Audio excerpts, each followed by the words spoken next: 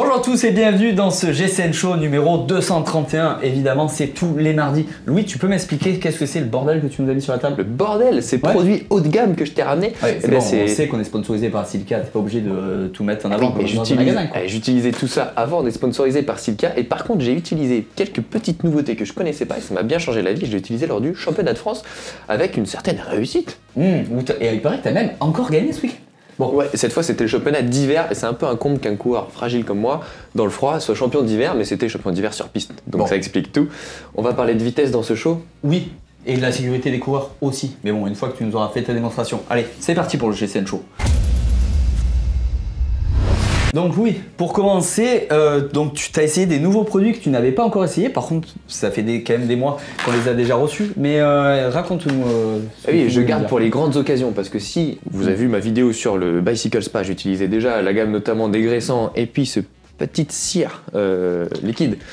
Au quotidien, je garde le Secret Chain Blend pour les grandes occasions comme le championnat de France. Et alors ça, je l'avais utilisé pour mes 2 records notamment.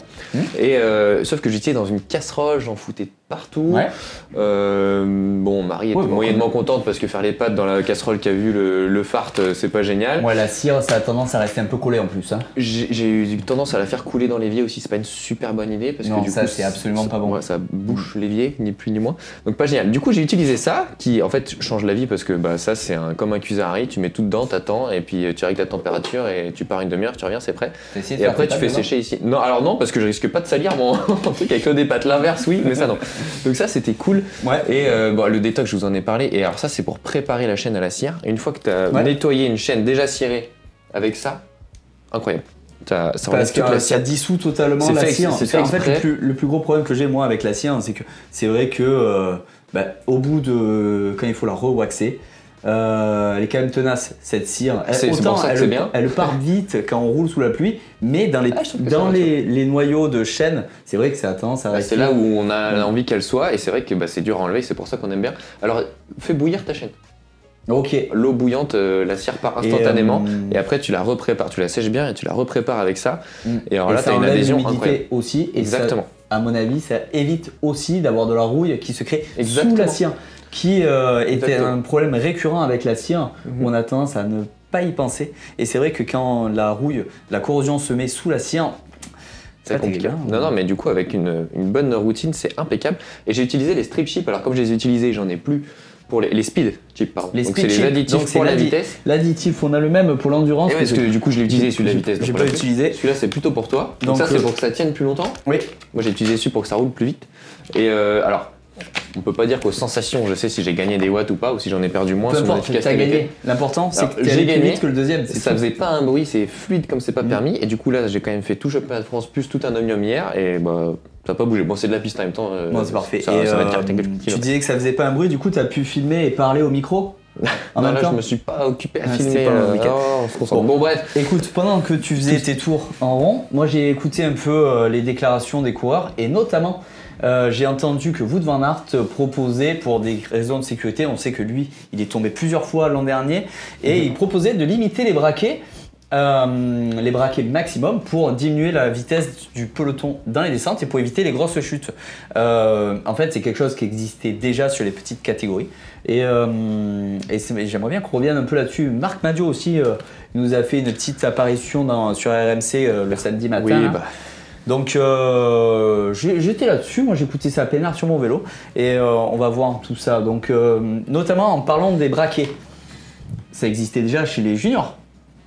Et dans les petites catégories, pour les petites catégories, parcours cycliste classique, explique-nous. Alors dans les petites catégories, effectivement, les braquets sont limités. C'est pas tellement pour des raisons de sécurité, c'est plus pour des raisons d'essayer d'équilibrer un petit peu, notamment les profils, les physiques qui sont quand même. Encore une fois, j'étais au championnat d'hiver organisé par le comité de Gironde au Stadium Vélodrome de Bordeaux-Lac. C'était la minute syndicale. Franchement, tu vois, notamment chez les cadets, chez les minimes, ça va encore, ils sont globalement tous petits. Mais chez les cadets, il y en a, t'as l'impression que c'est des juniors, voire tu les mettrais dans le peloton élite.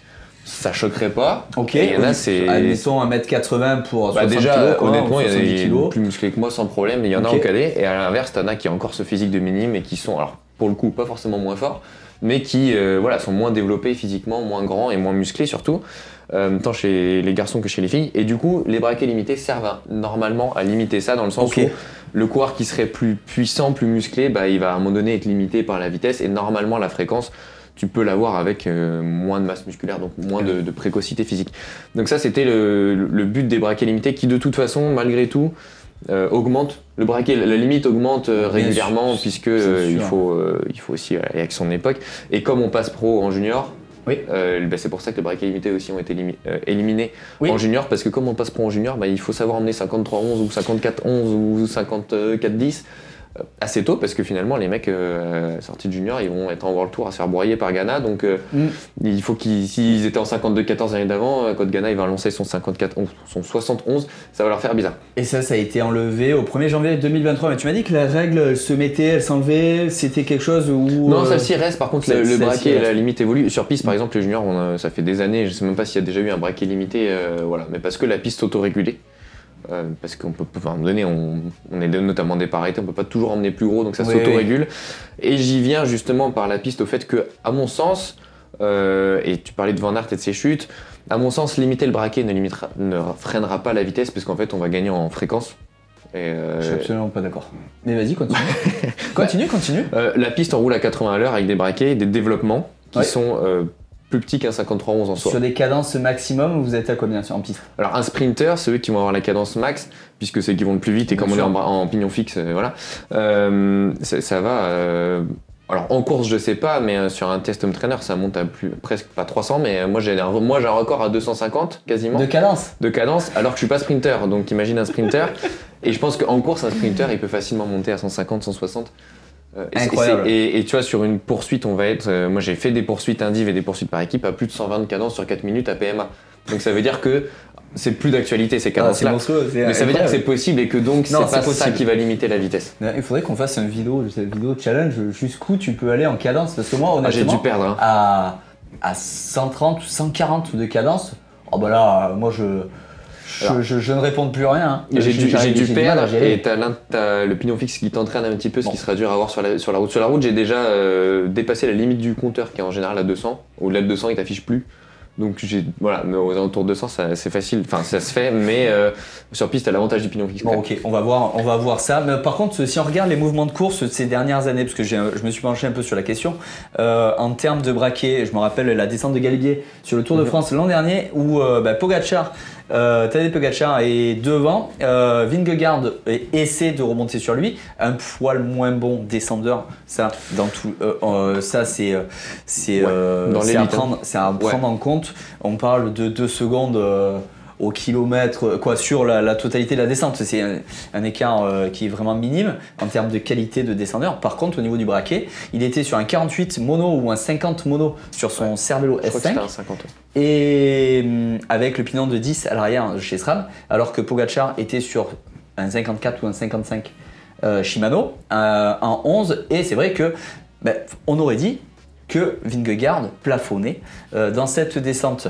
Et en fait, les mouvements de course en descente, je pense que si on limite le braquet, que admettons tout le monde, en exagérant, est en 50-14, voilà, ok, il y aura des coureurs qui feront quand même des attaques dans la descente parce qu'ils ont des qualités physiques complémentaires ou supérieures aux autres dans ces moments-là. Mais par contre, forcément, la vitesse sera limitée parce que si on met Ghana avec un 60 en haut de la descente du Ventoux, le moment où il accélère, le mec, il arrive à 90 ou 120 dans le virage, et là, c'est là où il va falloir qu'il gère le virage. Et forcément, si on limite, c'est mécanique. Non, parce que pour moi, c'est pas tellement la vitesse en soi le problème.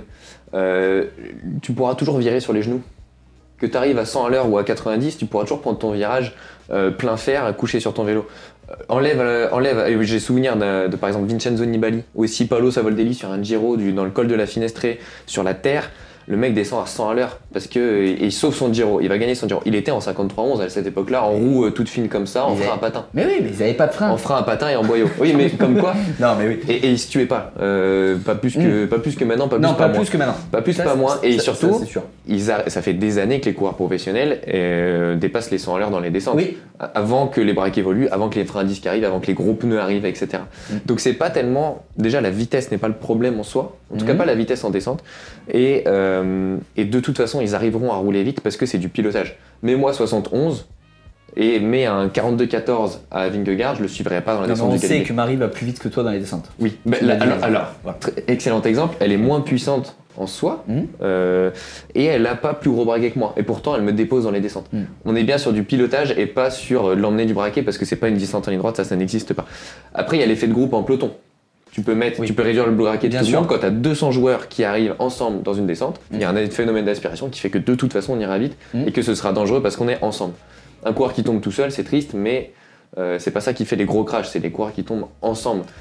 Pays Basque, ça roule pas vite. Pays Basque. Ça roule pas vite, simplement, la route est défoncée. Et le deuxième problème, on en parle souvent, c'est que au-delà de la route défoncée, c'est les bas-côtés qui sont défoncés. J'ai cru que tu allais parler des oreillettes. J'allais dire, on n'est pas fini. Donc pour moi, la vitesse n'est pas tant le problème. Et encore une fois, si on veut limiter la vitesse, c'est pas les braquets qu'il faut limiter, c'est l'aéro. La vitesse, c'est quoi ? L'aéro, ok. La vitesse, c'est quoi ? C'est ta puissance divisé par ton aérodynamisme. En montée, on parle de watts par kilo. Sur le plat, où 98% du temps, on va parler de watts divisé par ton SCX, donc ton aérodynamisme. Donc si on veut limiter la vitesse, il faut soit limiter la puissance, mais ça, la puissance, c'est la vélocité fois le couple. Donc si tu réduis le couple, tu augmenteras la vélocité, on aura la même puissance. Donc on ne pourra pas limiter la puissance de mecs surpuissants. Et donc ce qu'il faut limiter, c'est l'aérodynamisme. Et quand on parle d'aérodynamisme, parce que aussi, je reviens du coup sur la déclaration de Marc Madiot qui disait, bon d'ailleurs il a dit beaucoup de choses, Marc. J'ai du mal à le croire, mais sur le nouveau vélo de chrono, apparemment la Groupama aurait gagné 6 km/h. Alors, 6 km/h, c'est beaucoup quand même. Bon, bref. Il est connu pour être en soufflerie, le plus rapide du peloton. Maintenant, ça suffit pas. On va voir la FDJ parce que ça va être très intéressant cette année, notamment sur les chronos.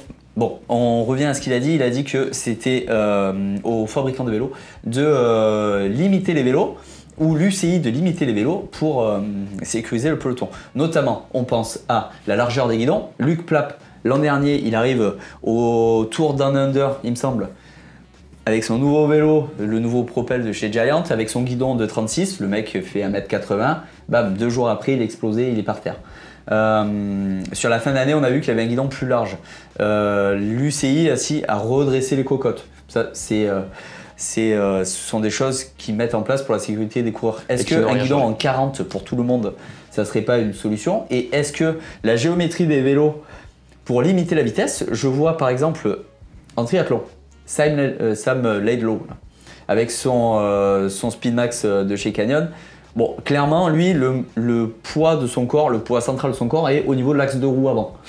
Non, mais c'est vrai. Et puis sur triathlète, le vélo est vraiment instable. Est-ce que de ce côté-là, ça serait pas une voie plus facilement exploitable?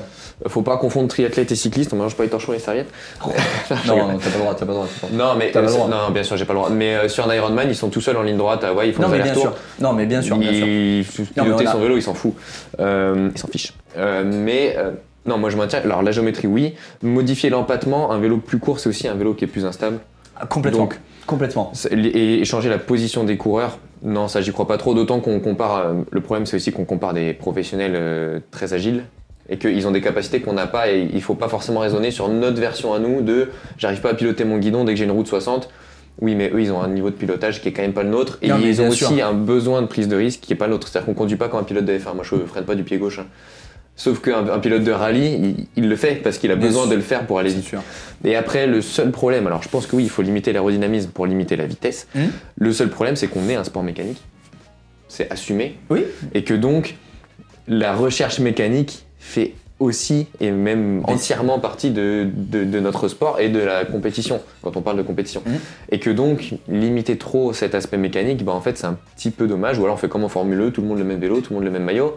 Mais c'est un petit peu dommage parce que ça fait partie de notre sport depuis toujours d'avoir le vélo. Oui, même quand c'était les tubes de radiateur, c'était le tube de radiateur le mieux soudé. Oui, et puis il y a un intérêt, clairement. Par contre, au niveau modification et évolution des vélos, l'an dernier, on a vu énormément de potences très très longues. Une potence très très longue, c'est moins stable qu'une. Si au plus on met de poids devant l'axe de la roue avant. Quand on parle de très très long sur la route, on passe d'une potence de 120 à une potence de 140 ou 150. On a même vu des 160 l'an dernier chez IF. Est-ce qu'on les a vus tomber? Encore une fois, les gros crashs sont pas dus à une potence longue, sont pas dus à l'oreillette. Et l'UCI aussi dit interdit aux équipiers de lever les bras avant d'avoir franchi la ligne en cas de victoire, notamment des sprinters, on voit souvent les poissons pilotes lever les bras. Encore une fois, et notre ancien Potololo a d'ailleurs fait une story à ce sujet-là. Combien de chutes on a vu à cause de ça? En fait, très peu. Et surtout, combien de chutes graves on a vu à cause de ça? Très peu aussi. Parce que par exemple, Wout van Aert qui dit qu'il faut limiter la vitesse, quand il tombe à la Vuelta et qu'il s'éclate le genou, il prend des risques tout seul pour aucune raison. Oui. Faut pas oublier qu'il a aucune raison de prendre des risques dans cette descente et de prendre la tête, etc. Il le fait. Au deuxième virage, il est par terre. Il le doit qu'à lui-même. Alors c'est une erreur, voilà, c'est Wout van Aert, il sait faire du vélo mieux que moi, hein, c'est pas la question. Mais c'est lui qui prend des risques et c'est lui qui va se mettre au tas, peu importe son braquet, peu importe son aérodynamisme et la taille de sa potence. Et en fait, la plupart des chutes sont liées soit à des circuits dangereux, soit majoritairement à des comportements de coureurs. Et tu vois, limiter les équipiers qui lèvent les bras alors que les mecs arrivent à 75 à l'heure sur un mur de journalistes et d'assistants qui sont immobiles au milieu de la route, on a plus souvent vu des vagues et des chutes à cause de ça, d'éviter le mur de journalistes, que à cause du mec qui compte avoir gagné, parce que de toute façon c'est un mec qui s'est déjà écarté, et qui s'est écarté parfois dangereusement, ça c'est vrai. Donc en fait, encore une fois, la vitesse, ok, mais l'état des routes, les barrières, le positionnement des assistants, le nombre de véhicules, il y a beaucoup de choses à faire avant de savoir si on a le droit de célébrer. Bon, bah écoute, ça me va comme explication. Moi, je pense que... Toi, tu limiterais quand même les braquets, mais... Moi, je limiterais les braquets. Je me dis qu'un vélo, si tout le monde avait des vélos 5 kg plus lourds, bah, en fait, la course serait la même. Mais... En fait, ta réflexion est bonne. Il y aurait plus d'inertie dans les descentes. Hein. Je suis d'accord avec toi sur la réflexion, mais c'est pas... Encore une fois, on limiterait le poids dans les montées. Mais on va pas faire le calcul maintenant, on n'a pas le temps. Mais sur le plat, peu importe. Le vélo de Ghana avec lequel il fait le record du monde de l'heure, il fait 10 kilos. Donc peu importe le poids sur le plat, c'est vraiment l'aérodynamisme. Mais la réflexion est bonne. Si tout le monde avait un vélo moins aéro, on irait moins vite et la course serait la même. Ça, c'est vrai. Bon, bah écoute, tant mieux. Allez, maintenant, on va passer à la planète vélo parce qu'il y a eu quand même pas mal d'actualités cette semaine. Oui, et notamment, toi, tu as regardé un peu le cyclocross. On va aller un petit peu vite. Oui, alors je me fais violence pour regarder le cyclocross parce que je te l'ai dit, moi je suis un cycliste d'intérieur. Mais il y avait évidemment le championnat de France et tous les championnats nationaux d'ailleurs de cyclocross. Chez les élites femmes, on a vu la victoire d'Amandine Fouquenet et ce sera un doublé pour l'équipe Arkea BNB Hotel devant Hélène Clausel et Célia Géry qui l'emporte en espoir et la belle 4ème place, je le souligne, de la copine Noémie Garnier qui fait une super saison. Chez les garçons, on l'a dit, doublé d'Arkea BNB Hotel, donc c'est Clément Venturini qui gagne un 7ème titre et il devient deuxième à égalité au nombre de titres à 2 longueurs de Francis Mouret qui lui en a 9, donc je sais pas si c'est un objectif pour lui, mais en tout cas il s'en rapproche année après année devant Joshua Dubo et Fabien Doubet, des coureurs de l'équipe Van Rysel CX Racing et Total Energy.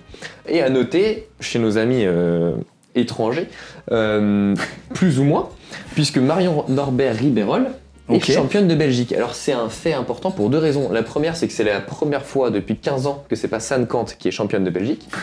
Voilà. Elle n'a pas participé, pas participé au championnat pour une simple et bonne raison. Elle arrête sa carrière en février et elle souhaitait que le maillot de championne de Belgique soit porté sur tout l'hiver prochain et que donc elle s'est retirée puisqu'elle ne pourra pas le porter. Donc j'ai trouvé ça très noble de sa part. C'est très très noble. Et du coup Marion Norbert-Ribérol en profite. À noter que San Kant était l'idole de Marion et que Marion était championne de France il y a 5 ans. Voilà. Après son titre de championne du monde chez les espoirs, elle a changé de nationalité. C'est quelque chose que permet la loi belge de naturaliser des étrangers, en tout cas des personnes. Et elle a choisi, pour pouvoir mieux vivre du cyclocross et pour pouvoir être plus performante en cyclocross, de partir en Belgique. Donc voilà, c'était 2 petits fun facts. C'est assez intéressant. Il paraît qu'elle va se rapprocher de la Suisse. Elle va changer de nationalité pour faire une collection de maillots nationaux. Parce que c'était rigolo. Les sélections aussi pour les championnats du monde de cyclocross qui auront lieu en France à Liévin le 2 février, chez les hommes, chez les femmes, chez les espoirs, etc. sont sortis.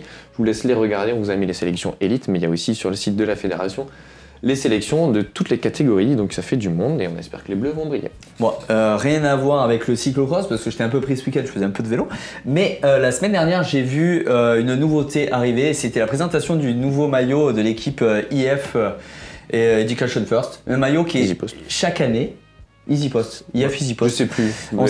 On sait plus, mais dans tous les cas le maillot est arrivé, on l'attendait. Bon, pas ouf. Ah ouais? Ah moi j'aime bien. C'était fait bouton canapé là. Avec les croisillons. Dites-nous ce que vous en pensez, si cette année il est mieux que l'an dernier. En tout cas, c'est toujours un petit événement qu'ils arrivent à créer en collaboration avec Rafa. Ouais. Moi j'aime bien. En fait, je crois que j'aime, peu importe la taille la tête du maillot, je crois que j'aime bien ce côté un petit peu événement et surtout ce côté qui change tous les ans et qui, un peu comme Canyon SRAM chez les femmes, Un maillot qui sort un peu de l'ordinaire, il est pas blanc, il est pas noir, il est pas bleu, et du coup, rien que ça, c'est bien. Moi, ce que je trouvais plutôt réussi, c'est que pour la présentation, ils ont mis en avant Lachlan Morton qui fait pas de course World Tour, mais qui fait des records d'ultra distance, et Cédric Carbaol qui vient de rentrer aussi dans l'équipe. Du coup, ça m'a fait plaisir de les voir. On continue avec le nouveau maillot de l'équipe de Tom Pidcock. Oui, la Q36.5 qui est une marque donc de vêtements que j'avais découvert à l'Eurobike et que ça m'avait vraiment intrigué parce que je trouvais leurs produits bien faits. Malheureusement, j'ai pas pu les essayer. Et donc là, ils ont évidemment beaucoup communiqué là-dessus et sur le fait qu'ils ont une gamme complète de maillots aéro, mais qui mettent l'accent sur la régulation thermique, qui est aussi, j'allais dire la mode, mais aussi important pour la performance. Et évidemment avec Tom Pidcock, on a aussi vu les nouveaux vélos. Et en parlant de Tommy, il a annoncé à la BBC qu'il ne ferait pas le Tour de France. Peut-être tout simplement parce que l'équipe sera pas invitée. Hein. C'est pas impossible que dans l'attente de l'invitation, il prévoit autrement et que s'il y a invitation, on verra peut-être. Et puis après, il sera toujours à temps de changer d'avis. Bon, on verra ce que. Honnêtement, après, moi, ça me choquerait pas qu'il y aille pas. Non, ça me choquerait pas non plus. Qui peut gagner de très belles classiques au Tour de France, je sais pas ce qu'il peut y faire de mieux que ce qu'il a déjà fait, gagner l'Alpe d'Huez après une descente du Galibier d'ailleurs, splendide. Oui. Voilà.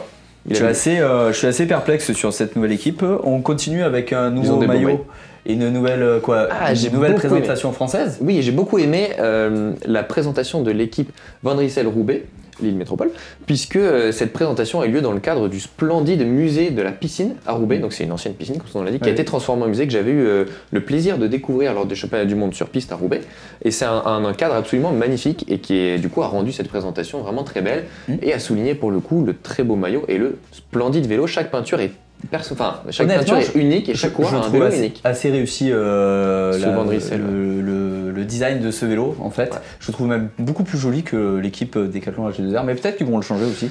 En fait, Van Rysel-Roubaix est une équipe continentale et a peut-être un petit peu plus de marge de manœuvre, et puis c'est l'équipe Van Rysel, donc ils font ce qu'ils veulent avec leur vélo, alors que certains gros groupes imposent parfois des chartes, des codes couleurs, etc. Peut-être liberté que du coup l'équipe continentale a. En tout cas, la présentation et les équipements sont très réussis. Bon, écoute, on verra bien. On a eu le programme de Romain Bardet aussi. La tournée d'adieu. La tournée d'adieu qui va être fantastique. C'est fantastique parce que il a quand même pas stoppé l'entraînement. Et on s'attend peut-être à des coups d'éclat de Romain, ce qui serait quand même une bonne chose. Moi, il me fait plaisir à vraiment beaucoup de personnes. Ça m'émeut parce qu'à chaque fois qu'il fait un truc, il dit dernière fois que donc là, il était à Calpe, il a mis le dernier entraînement de ma vie à Calpe. Il faut qu'on aille au Dauphiné d'ailleurs. Il faut qu'on aille à Paris-Nice aussi parce qu'il y a un splendide chrono par équipe au circuit de Nevers-Manicourt qui s'annonce et j'ai pas très envie de louper ça. Bon, Bardet fera le Tour d'Algarve pour reprendre. Ensuite, on aura la chance de le voir beaucoup en France puisqu'il fera le week-end de la Faune Ardèche et la Faune Drôme classique et qu'il a déjà gagné, il me semble.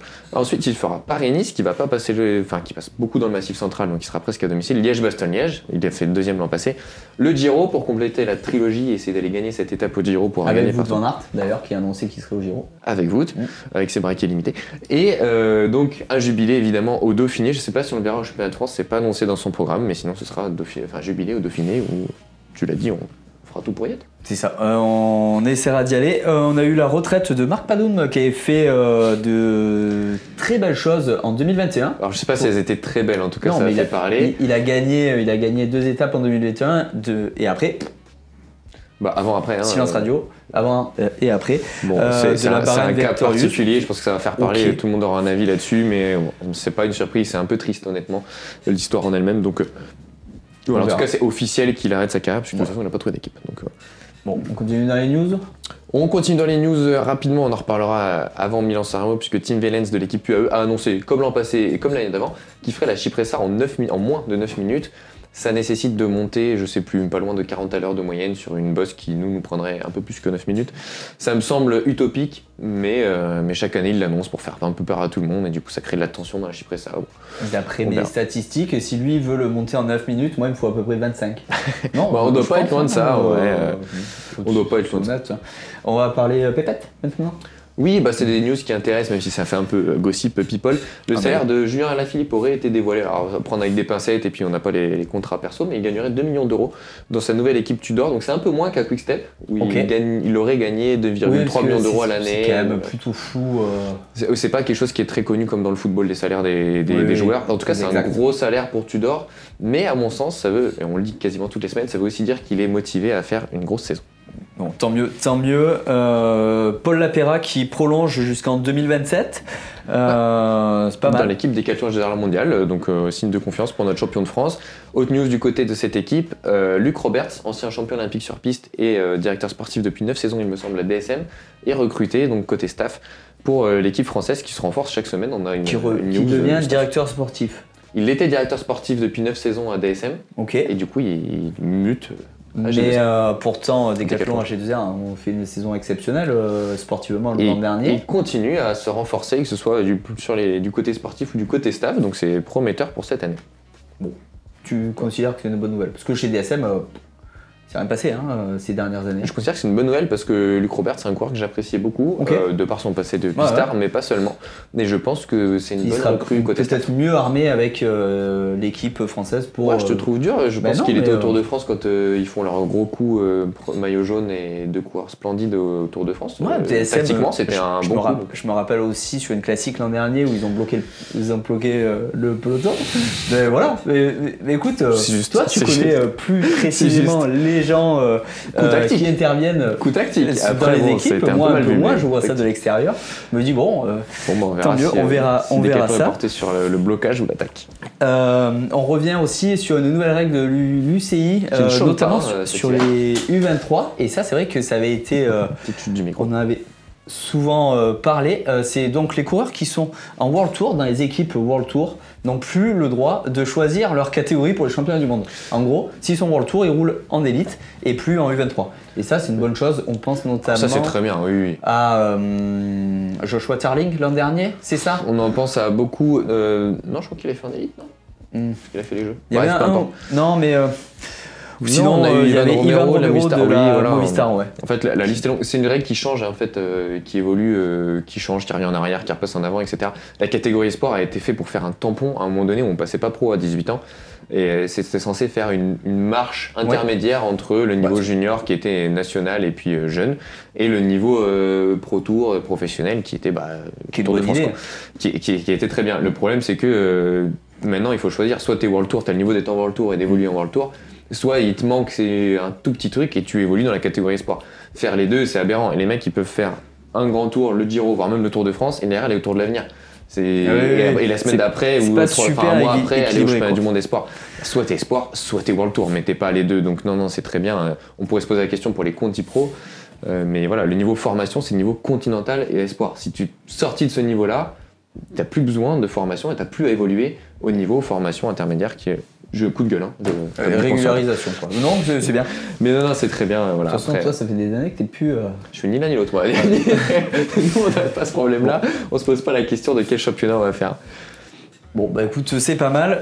J'ai vu brièvement passer aussi Luc Plapp qui remporte le chrono en Australie, qui devient magnifique chrono devant Jevine, beau chrono. Deux beaux coureurs de chrono. Oui. Et il a eu la classe, j'ai envie de dire, de laisser entre guillemets la victoire à Luke Durbridge sur la course en ligne, qui en fait habite à 3 km du circuit, qui a attaqué dès le premier tour. Il s'est fait rejoindre par Luc Plapp, et Luc Plapp lui a laissé, parce que c'est le local, parce qu'il a fait la course devant, donc c'était cool. Bon. Et chez les femmes, le championnat d'Australie, oui, t'as jeté un coup d'œil? Eh ben, c'est Lucinda Stewart qui l'emporte.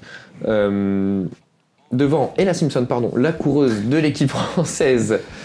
Je lis pour pas faire d'impair parce que les sponsors ont changé au 1er janvier. De Saint-Michel, préférence homme, Aubert 93, donc la continentale française. Donc voilà, c'est pour ça que je tenais à le souligner. Donc la saison commence bien pour l'équipe française et le Tour Down Under commencera en cette fin de semaine. Et oui. C'est déjà la reprise de la saison. Avec 2-3 coureuses que tu connais bien. Oui, surtout une en fait. Mais... Surtout une. Oui, on va pas lancer de rumeurs complètement. Mais ceci le loup, on regarde pas. C'est ça. Pour continuer, n'oubliez pas sur Zwift, le GCN Ride mercredi à 19h30 pour avoir la belle tenue. Je sais que tu as animé la semaine dernière. Oui, là, ça va être un présentateur. J'ai beaucoup apprécié cette sortie, c'était vraiment sympa. C'est Connor, le grand là, celui qui fait 2m50. C'est assez impressionnant. L'anglais là, l'anglais irlandais peut-être. Il me semble qu'il a les liserés. Il est plutôt irlandais, ouais. Il est plutôt irlandais. Donc ça va boire de la Guinness. Attention, sauf que la Guinness c'est maintenant en 0,0 sans alcool. Du coup je me suis régalé il y a pas longtemps. Donc, je ne m'amuserais pas à jouer à ça avec un irlandais. Surtout de 2 mètres de haut. C'est ça. Je pense que je serais rempli plus vite que lui. Après le Zwift Ride, on va vous souhaiter une bonne semaine et on vous retrouve mardi prochain pour le GCN Show. Ciao, ciao. Ciao, ciao.